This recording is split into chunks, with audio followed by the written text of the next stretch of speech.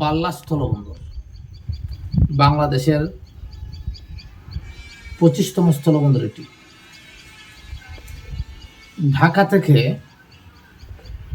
169 kilometre দূরে অবস্থিত হবিগঞ্জের সোনারঘাটে বাল্লা স্থলবন্দর।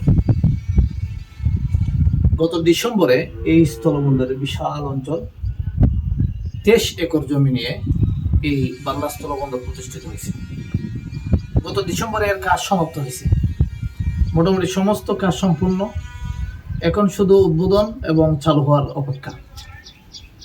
যদি এই স্থলবন্দর চালু হয় তাহলে দু দেশের মধ্যে অনেকগুলো সম্পর্কের সূচনা ঘটবে।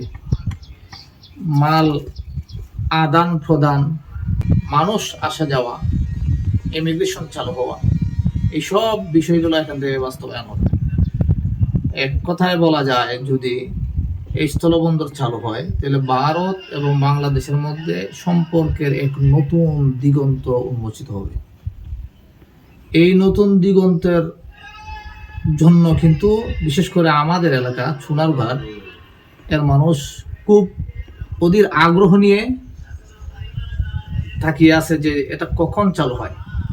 এর দ্বারা এলাকার অনেক কর্মসংস্থানের ব্যবস্থা হবে, অনেক বেকার ছেলেরা কাজ পাবে, অনেক আপনার দোকানপাট বৃদ্ধি পাবে, ব্যবসা বাণিজ্য বৃদ্ধি পাবে, বেকার যুবকরা কাজ পাবে, দোকানপাট বাড়বে, কোম্পানি বাড়বে, বেচা বিক্রি সহ মানুষের যখন যাতায়াত বাড়বে তখন এলাকার যুবকরাও কিন্তু অনেকটা কর্মসংস্থানের দিকে বেশি একটা অগ্রসর হবে।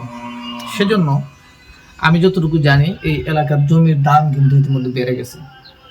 আশপাশে মানুষ দোকানপাট করার জন্য বা নতুনভাবে যখন চালু হবে, স্থলবন্দর যখন চালু হবে তখন যেন একটা ব্যবসা প্রতিষ্ঠান করা যায়, একটা কিছু করা যায়, সেই জন্য মানুষ অধীর আগ্রহে বসে আছে। সেজন্য যত তাড়াতাড়ি সম্ভব, আমি দেখছি এখানে কোনো কাজও সম্পূর্ণ নেই, শুধুমাত্র দুই দেশের মধ্যে সম্পর্কের সেতুবন্ধনটা বৃদ্ধি করতে হবে।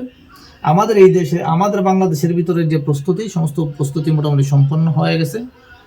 আশা করি এখন যে কোনো সময়টা চালু হলেই বাংলাদেশের জন্য একটা নতুন দিগন্ত সূচনা হবে এবং আমাদের এলাকার জন্য অত্যন্ত উন্নয়নের একটা প্ল্যাটফর্ম, একটা উন্নয়নের একটা ধারার সূচনা হবে বলে আমি মনে করি।